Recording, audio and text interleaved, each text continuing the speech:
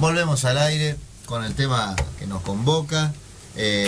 Dígame, Raúl. Escuchábamos a la genial banda santafesina Carne Viva, que bueno, en los 80, 90 ha sido una de las motivadores, horizontes de lo que era nuestra actividad juvenil en ese momento, y no dejamos de saludar lo que ha sido la composición más sublime de la música de esa banda santafesina, Magnífico Alto Verde.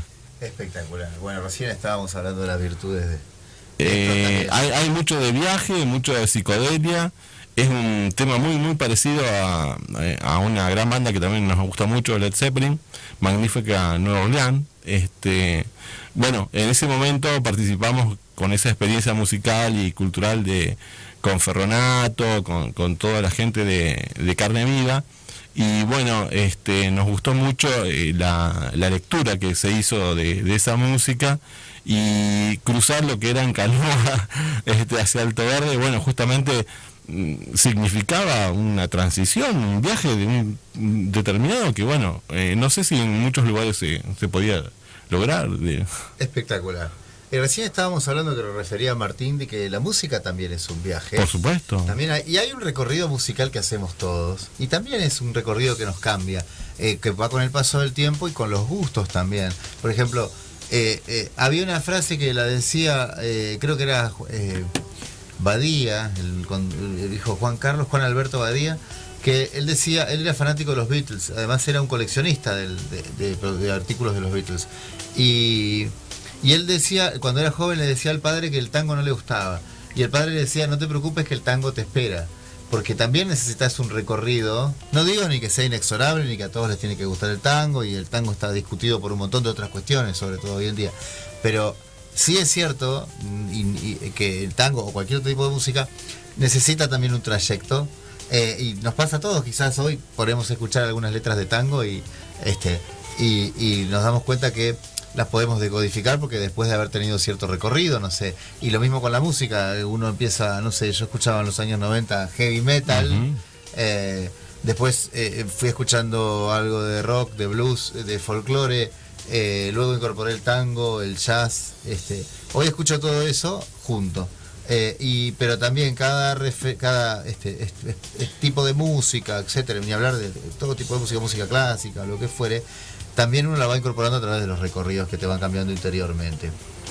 Y por ejemplo, digo, si hablamos de recorridos y de codificar letras, díganme si no una letra como la de Naranjo en Flor. Por supuesto, excelente. Que además uno escucha que el Virgilio y Homero Espósito la escribieron cuando tenían 17, 18 años, y no dice de dónde sacaron. Son gente que ha viajado en el tiempo. Virgilio y Homero. Exactamente, han viajado en el tiempo. A mí no me joden, deben haber tenido por lo menos 74 años cuando la escribieron.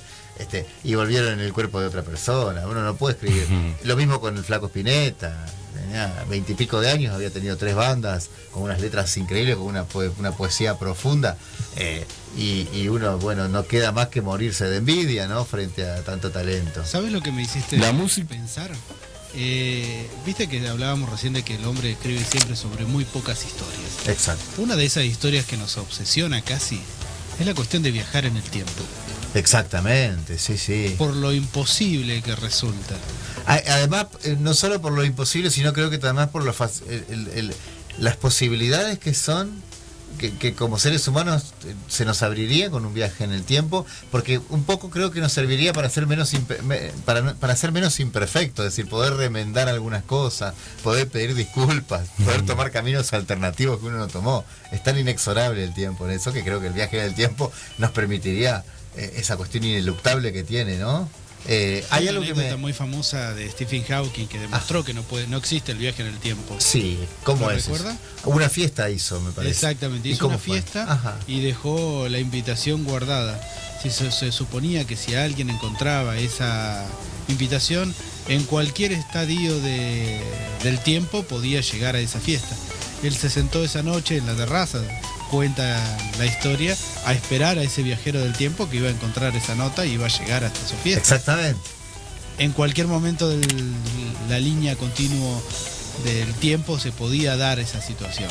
Como no apareció nadie, para él fue la comprobación empírica de que no puede existir el viaje en el tiempo. Exacto, yo esa historia la tenía, y de hecho ahora que con el fallecimiento de Stephen Hawking, que se empezó a hablar de esta cuestión de viajeros del tiempo, en realidad, y de la física en general, hay otra cuestión interesante que tiene que ver con la paradoja del viaje en el tiempo, que dicen, bueno, si nosotros podríamos viajar en el tiempo, tenemos que resolver otra cuestión que se nos presentaría, que es, si yo puedo viajar al pasado, sobre todo, ¿qué pasa con ese pasado? ¿Se encuentra latente hasta el momento en que yo viaje o está continuamente funcionando cada instante ilimitadamente? Por eso Borges tiene esa cuestión tan profunda que logra él intuirla sin necesidad de explicarla científicamente. Si yo puedo viajar al pasado, tengo que resolver otro tipo de paradoja o de contradicción. Yo llego a un pasado X, como en la película Volver al Futuro, que él viaja al día en que los padres se conocen en un baile estudiantil.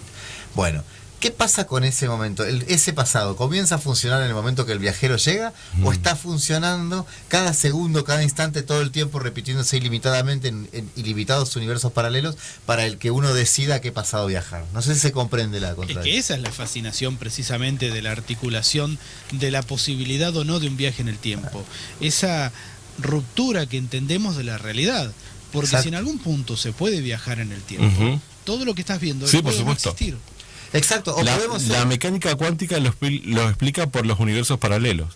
Claro, es que todo es posible, todo claro, sucede. Es una especie de posibilidad infinita de acciones que pueden llegar a ser visibles. Que ocurren, de hecho ocurren en el nivel cuántico, pero además hay una cosa interesante. El jardín de los senderos que se bifurcan, usted que es borgiano, puede llegar a ficcionalizar lo que está comentando Martín. De alguna manera, en ese relato borgiano... Un tema que a Borges también le por supuesto, mucho. En Los Inmortales también hay una cuestión de todo ha sido posible en la eternidad, digamos. Por supuesto, Continúe contando, por favor, lo interrumpimos.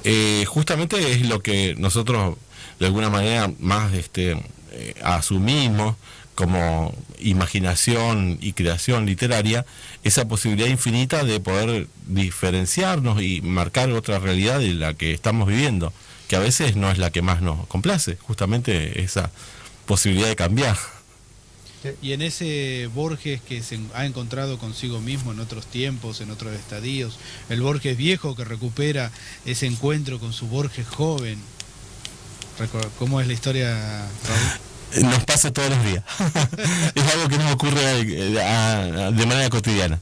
Y justamente lo que es la conciencia, que nos recuerda que hemos sido niños, hemos sido jóvenes y hoy justamente transitamos otra especie de, cuestión cronológica, pero al mismo tiempo somos el mismo. Y también el otro gran paralelismo que podemos hacer en esto de los viajes es hablar de que la vida misma es un viaje. Arrancás con aquellas pocas armas y prendido de una teta y seguimos viaje hasta encontrarnos con un bastón y un ataúd que nos espera para... Todo como un gran viaje. El tema es cómo lo vivís, eso es decisión tuya. Sí, hasta cierto punto, y ya está la literatura llenando algunos espacios que o viviendo otras vidas a través de la literatura también. Las literaturas son esos mundos, esos viajes en paralelo, esas vidas en paralelo que tomamos cuando agarras un libro de Julio Verne y te pones a hacer 20.000 leguas de viaje submarino. Sí, por supuesto. Te pones a viajar en la vuelta al mundo en 80 días. Claro. Sí. Creo que en ese punto la literatura, por ejemplo, dice algo que es bastante, para mí, llamativo e importante. Por ejemplo, como en Viaje al fin de la noche, una obra literaria muy acabada, muy terminada, donde, uno finalmente, si hace un viaje verdadero, se encuentra con uno mismo e intenta encontrarse con el que es su interlocutor.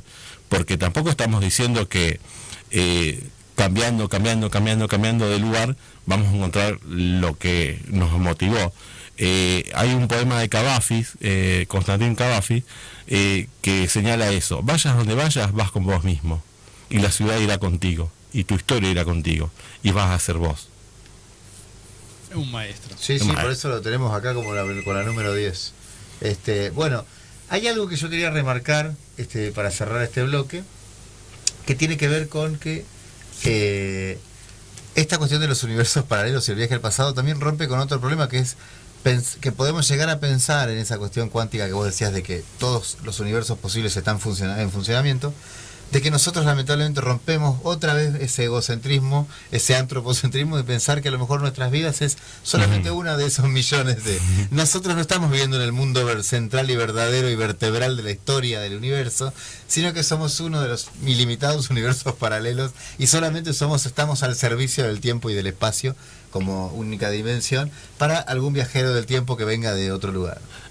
En esa misma perspectiva, como en la poesía de Fernando Pessoa, por ejemplo, sí, donde los heterónimos y bueno las múltiples personalidades que puede llegar a desplegar un yo determinado, es bueno recordar que tampoco cambiando uno va a encontrar algo, sino que justamente en ese reconocimiento debe anclarse en una situación de este universo que es este y no otro, no es ese paralelo que uno hubiese imaginado, y ayuda de alguna manera a sentar una tierra, un lugar, un hogar, justamente, porque si volvemos a lo que son los relatos originarios, en el periplo de Odiseo, él quiere volver a su hogar, es el hogar lo que lo llama a tratar de regresar a Ítaca.